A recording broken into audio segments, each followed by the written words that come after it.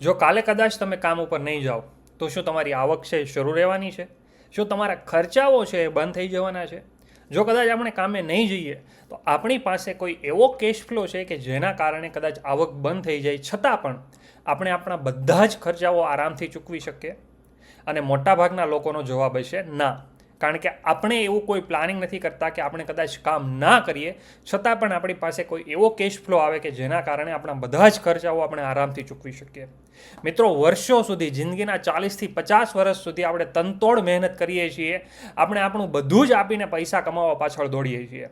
પણ આ દોડની અંદર કદાચ આપણે એક વસ્તુ ભૂલી જઈએ છીએ કે આપણે જે પૈસા કમાઈએ છીએ એ પૈસાને કઈ રીતે કામે લગાડી શકીએ કે જેના કારણે એક પેસિવ ઇન્કમ, એક સાઇડ ઇન્કમનો ફ્લો છે એ જનરેટ થાય, કે જે ઇન્કમ માટે આપણે કોઈ કામ ન કરવું પડે છતાં પણ આપણા બેંકની અંદર એ પૈસા આવતા રહે. અને આજના વિડીયોની અંદર આપણે એવી જ સ્ટ્રેટેજી છે એ ડિસ્કસ કરવાના છીએ કે જે સ્ટ્રેટેજી થ્રુ એક પેસિવ ઇન્કમનો કેશ ફ્લો છે એ ભારતનો દરેક વ્યક્તિ છે જનરેટ કરી શકે. સ્વાગત છે આપ સૌનું અર્થયાત્રામાં. અને જે રીતે આપણે વાત કરીએ રીતે આજનો આપણો ટોપિક છે પેસિવ ઇન્કમ સ્ટ્રેટેજી. અને જે રીતે આપ સૌ જાણો છો એ રીતે અર્થયાત્રાના માધ્યમથી લોકો સુધી એક નાણાંની સચોટ અને આંકડા સાથેની માહિતી પહોંચાડવાનો એક વિનમ્ર પ્રયાસ કરીએ છીએ. ઘણા બધા લોકોને કદાચ એવું થતું હશે કે આ વિડીયોની અંદર આપણે કોઈ શોર્ટકટ વસ્તુ ડિસ્કસ કરવાના છીએ. નહીં, એવું નથી. આપણે પ્રેક્ટિકલ વસ્તુ ડિસ્કસ કરીશું. કેટલા પૈસાની જરૂર પડે, કેટલા રૂપિયા અર્ન કરવા માટે.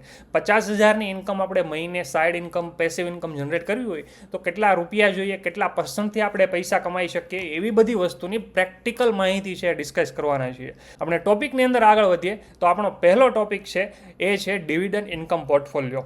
એટલે કે આપણે એક એવો પોર્ટફોલિયો જનરેટ કરીએ કે જેના થ્રુ આપણને હંમેશા દર મહિને અથવા તો ક્વાર્ટરલી ડિવિડન્ડ મળતું રહે અને એ પૈસા છે એક આપણી સાઇડ ઇન્કમ તરીકે આપણને મળતા રહે. હવે આ ટોપિક ઉપર શરૂઆત કરતાં પહેલાં આપણે અહીંયા જાણી લઈએ કે ડિવિડન્ડ કોને કહેવાય. ડિવિડન્ડ એટલે એક એવી વસ્તુ કે જેમાં કંપની છે એ પોતાના પૂરા પ્રોફિટમાંથી અમુક પ્રોફિટ છે એ પોતાના રોકાણકારોને આપે. સપોઝ કે અહીંયા જે આપણને ચિત્ર આપેલું છે એ પ્રમાણે જે ગોળ આખું છે એ કંપનીનો પ્રોફિટ છે. એમાંથી ગ્રીન કલર છે એ રિટેન અર્નિંગ છે. એટલે કે કંપનીએ એ પૈસા પોતાની પાસે રાખેલા છે કંપનીના ફ્યુચર ગ્રોથ માટે, નવા ઇન્વેસ્ટમેન્ટ માટે, કે પછી કોઈને કોઈ રીતે કંપનીએ પોતે આગળ વધવું છે એના માટે કંપનીએ પૈસા પોતાની પાસે રાખેલા છે. અને જે બ્લુ કલર છે એ છે ડિવિડન્ડ છે. કંપનીનો જે ટોટલ પ્રોફિટ છે એમાંથી થોડોક પ્રોફિટ કાઢીને કંપનીએ પોતાના રોકાણકારોને આપેલો છે કે ભાઈ તમે અમારી કંપનીમાં ટ્રસ્ટ કરો, વિશ્વાસ કરો, એના માટે અમે તમને આ પૈસા છે વળતર રૂપિયા આપીએ છીએ. ઉદાહરણ તરીકે કોઈ કંપનીએ 100 રૂપિયાનો પ્રોફિટ કર્યો હોય એમાંથી 10 રૂપિયા છે એ પોતાના રોકાણકારને આપે, એને આપણે ડિવિડન્ડ તરીકે ઓળખીએ છીએ. હવે આપણે ટોપિક જોઈએ તો ડિવિડન્ડનો એક પોર્ટફોલિયો છે આ હાઈ ડિવિડન્ડ સ્ટોક થ્રુ આપણે બિલ્ડ કરી શકીએ. કદાચ તમને શેર માર્કેટનું નોલેજ હોય, કદાચ તમે સ્ટોક વિશે જાણતા હો તો એવા સ્ટોક છે ઇન્ડિયન સ્ટોક માર્કેટમાંથી આપણે ચૂઝ કરી શકીએ કે જેના થ્રુ આપણને સારું એવું ડિવિડન્ડ છે એ યરલી મળતું રહે. ખાસ કરીને જ્યારે પણ આવા સ્ટોક ચૂઝ કરીએ ત્યારે કદાચ 1 કે 2 વર્ષનું ડિવિડન્ડ જોઈને આવા સ્ટોક ચૂઝ ના કરવા. જ્યાં સુધીની હિસ્ટ્રી મળે ત્યાં સુધીનું ડિવિડન્ડ જોવું. કારણ કે ઘણી એવી કંપનીઓ હોય છે કે જે શોર્ટ ટર્મની અંદર કદાચ સારું ડિવિડન્ડ આપે પણ લોંગ ટર્મની અંદર કંપનીનો કદાચ ગ્રોથ ના પણ હોય. તો જ્યારે પણ આવા સ્ટોક ચૂઝ કરો ત્યારે પોતાનું સારું અને યોગ્ય રિસર્ચ કરવું જેના કારણે આપણા પૈસા છે એ ક્યારેય પણ ખોટી જગ્યાએ ઇન્વેસ્ટમેન્ટ ના થાય. સપોઝ કે આપણે 50,000 રૂપિયાનો મંથલી કેશ ફ્લો છે જનરેટ કરવો હોય એઝ અ પેસિવ ઇન્કમ તરીકે, તો આપણે યરના 6 લાખ રૂપિયા છે એ જોઈએ. હવે સપોઝ કે એવરેજ જે પણ ડિવિડન્ડ છે એનો રેટ 6% હોય તો આપણે મિનિમમ 1 કરોડ રૂપિયાની કેપિટલ જોઈએ 6 લાખ રૂપિયાનો પેસિવ ઇન્કમનો ફ્લો છે જનરેટ કરવા માટે. હવે 1 કરોડની કેપિટલ છે તો ખૂબ મોટી કેપિટલ છે. આપણે વિડીયોની અંદર પહેલાં આ બધી સ્ટ્રેટેજી ડિસ્કસ કરીએ અને ત્યાર પછી આપણે રિયાલિસ્ટિક પ્લાન પણ જોઈશું કે કઈ રીતે રિયલમાં આ પૈસા છે, આ ફાઇનાન્શિયલ ફ્રીડમ છે, આ કેશ ફ્લો છે જનરેટ થઈ શકે. એટલે આ બધી સ્ટ્રેટેજી પછી આપણે એ પણ ડિસ્કસ કરવાના છીએ કે કદાચ આપણી પાસે એટલા બધા પૈસા નથી તો આપણે કઈ રીતે આ લેવલ સુધી પહોંચી શકીએ, આ ગોલ સુધી પહોંચી શકીએ અને એક લેવલ પછી આપણે ફાઇનાન્શિયલી ફ્રીડમ થઈ શકીએ. કદાચ આપણે કામ ના કરીએ છતાં પણ આપણી પાસે એક ફાઇનાન્સનો ફ્લો છે કદાચ જનરેટ થતો રહી. અને અહીંયા આપણને ઉદાહરણ આપેલા છે વેદાંતા છે, કોલ ઇન્ડિયા છે, હિન્દુસ્તાન ઝિંક છે, ONGC છે. આ એવા સ્ટોક છે કે જે ભારતના સ્ટોક માર્કેટની અંદર અત્યારે હાલના સમયે હાઈ ડિવિડન્ડ છે આપે છે. અગેન આ કોઈ રિકમેન્ડેશન નથી, આ કંપનીના નામ અહીંયા તમને એક્ઝામ્પલ માટે આવેલા છે. જ્યારે પણ તમે કોઈ પણ કંપનીની અંદર ઇન્વેસ્ટમેન્ટ કરો છો ત્યારે તમારે પોતાનું યોગ્ય રિસર્ચ જાતે કરવું જોઈએ અને પછી જ કોઈ પણ ઇન્વેસ્ટમેન્ટ રિલેટેડ ડિસિઝન્સ છે લેવા જોઈએ. આગળ વધીએ તો બીજો આપણો ટોપિક છે એ છે REIT એટલે કે રિયલ એસ્ટેટ ઇન્વેસ્ટમેન્ટ ટ્રસ્ટ. હવે આ રિયલ એસ્ટેટ ઇન્વેસ્ટમેન્ટ ટ્રસ્ટ છે એ કઈ રીતે કામ કરે છે, તો ઘણા બધા લોકો છે પોતે રિયલ એસ્ટેટની અંદર એટલે કે પ્રોપર્ટીઝની અંદર ઇન્વેસ્ટમેન્ટ કરવા માંગતા હોય, પણ આપણને બધાને ખબર છે કે 1-2 કરોડ કે 3 કરોડનું ઇન્વેસ્ટમેન્ટ અત્યારે રિયલ એસ્ટેટ માર્કેટની અંદર બહુ નાનું ઇન્વેસ્ટમેન્ટ ગણાય છે.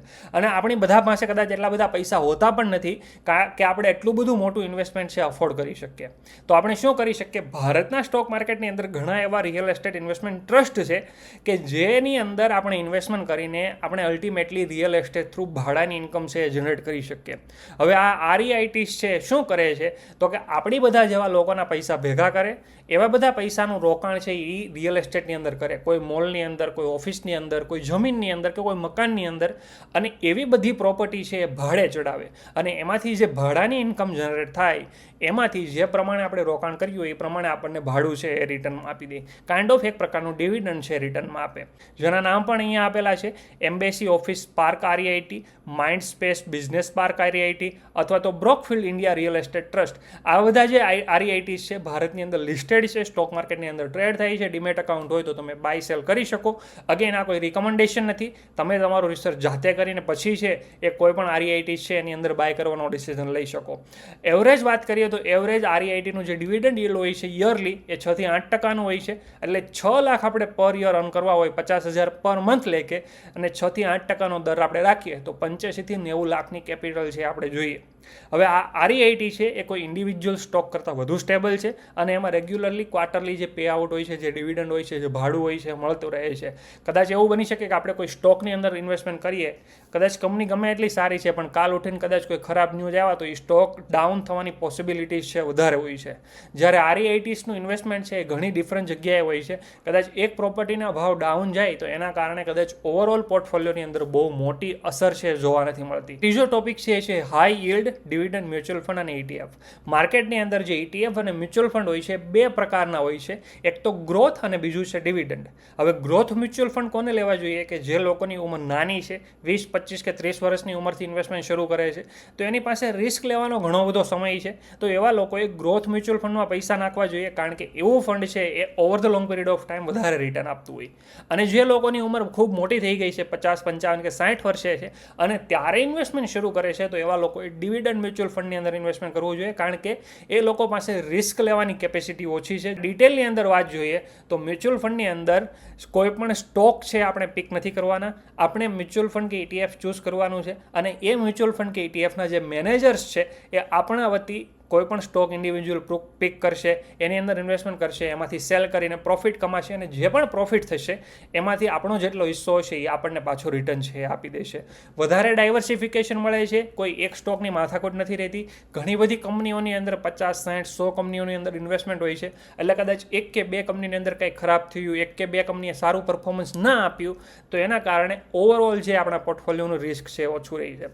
હવે ડિવિડન્ડ આપણે મ્યુચ્યુઅલ ફંડ કે ETFની વાત કરીએ તો અહીંયા આપણને બે ઉદાહરણ પણ આપેલા છે. એક છે ICICI Prudential dividend yield equity fund, અને બીજું છે Nippon India ETF dividend opportunity fund. Again કોઈ રિકમેન્ડેશન નથી, રિસર્ચ જાતે કરી પછી જ ઇન્વેસ્ટમેન્ટ કરવું જોઈએ. અને આનું જે એવરેજ ડિવિડન્ડ યીલ્ડ છે 4 થી 6% છે. અગેન તમારે 50,000 પર મંથ એટલે કે 6 લાખ યરલી કમાવા હોય તો 1 કરોડ અથવા તો 1 કરોડ ને 20 લાખ જેટલી કેપિટલ છે રિક્વાયર્ડ છે, જો તમે ડિવિડન્ડ યીલ્ડ થ્રુ એક પેસિવ ઇન્કમ જનરેટ કરવા માંગો છો તો. હવે વાત કરીએ મોસ્ટ રિયાલિસ્ટિક પ્લાનની, કે આપણે જોઈ તો લીધું કે ભાઈ આ 3 સ્ટ્રેટેજી હતી, કે એ 3 સ્ટ્રેટેજી થ્રુ આપણે પેસિવ ઇન્કમ 50,000ની જનરેટ કરી શકીએ. તો પ્રેક્ટિકલી જોવા જઈએ તો જે સ્ટ્રેટેજી આપણે ડિસ્કસ કરી એ કદાચ મિડલ ક્લાસ લોકો માટે પોસિબલ નથી, પણ ના, એવું નથી. રિયલિસ્ટિક પ્લાન થ્રુ આપણે સમજીએ કે કઈ રીતે મિડલ ક્લાસ વ્યક્તિ પણ આ સ્ટ્રેટેજીનો ઉપયોગ કરીને પોતે લોંગ ટર્મની અંદર એક સારી વેલ્થ છે બિલ્ડ કરી શકે. અગેન હું વાત કરું છું લોંગ ટર્મની. શોર્ટ ટર્મની અંદર આપણે ટોપિક શરૂ થયો, વિડીયો શરૂ થયો ત્યારે પણ કીધેલું કે કોઈ શોર્ટકટની વાત નથી કરતા, કારણ કે શોર્ટકટની અંદર પૈસા કમાવવા ઇઝી નથી. હાઈ રિસ્ક હાઈ રિટર્નની વસ્તુ છે. તમારે 1 કરોડ અથવા તો 50 લાખ અથવા તો 1.5 કરોડની કેપિટલે પહોંચવા માટે એટલા બધા પૈસા અત્યારે નથી, તો ઇન્વેસ્ટમેન્ટ શરૂ કરવું જોઈએ મંથલી બેઝ ઉપર SIP અથવા તો ડિવિડન્ડ સ્ટોકની અંદર. હવે તમે જ્યારે પણ તમારી ઇન્કમ આવે છે, તમારા પૈસા આવે છે, એમાંથી 20 કે 25% પૈસા તમે SIPની અંદર નાખો છો, અને એવી રીતે એ પૈસા નાખો છો કે એ તમારું ડિસિપ્લિન ઇન્વેસ્ટમેન્ટ હોય. એટલે કે જ્યારે પણ તમે દર મહિને પગાર આવે છે એટલે પહેલાં તમે SIP કપાવો છો, અને બાકીના પૈસાનો પછી તમે ખર્ચ કરો છો. ઘણા બધા લોકો SIP કરે છે. ઇન્ડિયા દુનિયાની અંદર ઓફિશિયલ ફિગર છે કે 100માંથી 93 લોકો એવા છે, 93% લોકો, 100માંથી 93 લોકો એવા છે કે જેની એસઆઈપી 1 કે 2 વર્ષ પૂરા પણ નથી કરતી. એટલે લોકો એસઆઈપી કરે છે, વિડીયો જોવે છે, એસઆઈપી કરે છે અને 1 કે 2 વર્ષની અંદર એસઆઈપી તોડી નાખે છે, કારણ કે જરૂર થઈ ગઈ હોય પૈસાની. હવે તમે જ્યારે એસઆઈપી કરો છો ત્યારે રિયાલિસ્ટિક વસ્તુ એ છે કે તમે એટલા જ રૂપિયાની એસઆઈપી કરો કે જે એસઆઈપી તમે દર મહિને અફોર્ડ કરી શકો. હવે મારો વિડીયો જોઈને કે કોઈ બીજો વિડીયો જોઈને કે મહિને સપોઝ કે 10, 20 કે 30 હજારની એસઆઈપી શરૂ કરી દો અને 5 મહિના પછી એવી નોબત આવે કે એ 10-20 હજારની જે એસઆઈપી હોય એમાંથી 2000ની એસઆઈપી કરવી પડે, કાં તો હાવ બંધ કરી દેવી પડે. એવી વસ્તુ નહીં કરવાની. તમે ભલે 1000 રૂપિયા કે 5000 રૂપિયાની એસઆઈપી કરો, પણ એવી એસઆઈપી કરો કે જે દર મહિને તમે પૈસા કપાઈ શકો, દર મહિને તમારા બેંકમાંથી એ પૈસા ઇન્વેસ્ટમેન્ટ થઈ શકે અને તમારે ઇમરજન્સીના સમયમાં એ પૈસા કાઢવા ન પડે. એ રીતની એસઆઈપી કરશો તો તમારો પોર્ટફોલિયો છે ડેફિનેટલી બિલ્ડ થશે અને એક સમયે એવું પોટેન્શિયલ છે કે તમારો પોર્ટફોલિયો છે હાઈ રિટર્ન આપી શકે. આવી એસઆઈપી કે આવા ડિવિડન્ડ સ્ટોક થ્રુ ધીરે ધીરે 30 કે 40 લાખ સુધીનો તમારો પોર્ટફોલિયો છે બિલ્ડ કરો. કદાચ પછી તમે ઇન્વેસ્ટમેન્ટ નહીં કરો એસઆઈપીની અંદર કે સ્ટોકની અંદર તો પણ ચાલશે. Just sit and wait. એ તમારો જે પોર્ટફોલિયો છે ને 1 કરોડ સુધી બિલ્ડ થવા દો. કદાચ આ સમય પછી 30-40 લાખ કે 50 લાખના પોર્ટફોલિયો પછી બાકીના જે તમારા વધારાના પૈસા છે એને તમે કદાચ બીજી જગ્યાએ પણ રોકી શકો. ગોલ્ડ છે, સિલ્વર છે, કોઈ પણ બીજી રીતે પણ ઇન્વેસ્ટમેન્ટ કરી શકો, અથવા તો તમારા કરંટ ઇન્વેસ્ટમેન્ટ શરૂ રાખવું હોય તો પણ તમે કરી શકો. પણ એક સમય 1 કરોડ સુધીનો તમારો પોર્ટફોલિયો પહોંચે 10, 20 કે 15 વર્ષ પછી, ત્યારે તમે SWP છે સેટ કરી શકો, જે આપણો લાસ્ટ ટોપિક છે, જેને કહેવાય સિસ્ટમેટિક વિથડ્રોલ પ્લાન. પોસ કે 50,000 રૂપિયાની તમારે દર મહિને જરૂર છે, તો તમે એ 1 કરોડના પોર્ટફોલિયોમાં 50,000 રૂપિયાની એક સિસ્ટમેટિક વિથડ્રોલ પ્લાન સેટ કરી દો. એટલે દર મહિને તમારા ખાતાની અંદર 50,000 રૂપિયા આવતા રહી અને બાકીના જે પૈસા છે એ ઓટોમેટિકલી ગ્રો થતા રહેશે. અને આ most practical plan, realistic plan છે, કોઈ શોર્ટકટ પ્લાન નથી. કદાચ ઘણા લોકોને એવું લાગી શકે કે આ વસ્તુ બોરિંગ છે અને તમે રિયાલિટી નહીં માનો, પણ આ બોરિંગ પ્લાનથી જ પૈસા છે એ બને છે. વોરન બફેટ લ્યો કે પછી રાકેશ ઝુનઝુનવાલા લ્યો, બધાની સેમ સ્ટ્રેટેજી છે કે ઇન્વેસ્ટમેન્ટ કરો, લાંબા સમય સુધી રોકાણ કરો અને લાંબા સમયે તમે કમ્પાઉન્ડનો લાભ છે લઈ શકો. ઘણા બધા લોકોને એવું થાય કે ભાઈ મહિના, 2 મહિના કે 1 વર્ષની અંદર પૈસા કમાઈ લેવા છે. 1 કે 2 વર્ષની અંદર પૈસા કમાવાવાળા લોકો હજી પણ વેઇટ કરે છે. એવા લોકો હજી પણ એસઆઈપી નથી કરતા. એવા લોકો હજી પણ સાચા અને સારા સમયની રાહ જોવે છે અને એ સમય ક્યારેય આવતો નથી અને એ લોકો રિયલમાં પૈસાવાળા બનતા નથી. પણ જો તમે શરૂઆત જ નહીં કરો તો દેર ઇઝ નો પોસિબિલિટી કે તમે કોઈ એક સારા લેવલ ઉપર આવશો અને તમે તમારા પરિવારને પણ એક સારું જીવન છે આપશો. આઈ હોપ કે આ વિડીયો છે તમને ઉપયોગી સાબિત થયો હશે. તમે કયા લેવલ ઉપરથી શરૂઆત કરશો? તમે સ્ટોકની અંદર શરૂઆત કરશો, REITની અંદર કરશો, SIP કરશો, મ્યુચ્યુઅલ ફંડ કે પછી ETFની અંદર ઇન્વેસ્ટમેન્ટ કરશો? તમારું મંતવ્ય છે કોમેન્ટની અંદર જણાવજો. તમને પેસિવ ઇન્કમ માટે કે કોઈ બીજા ટોપિક રિલેટેડ કોઈ પણ ડાઉટ હોય તો એ પણ કોમેન્ટની અંદર જણાવજો. હું ચોક્કસપણે તમારો જવાબ આપીશ. મળીએ આવતા વિડીયોમાં. ત્યાં સુધી જય હિન્દ, જય ગુજરાત અને શુભ રથયાત્રા.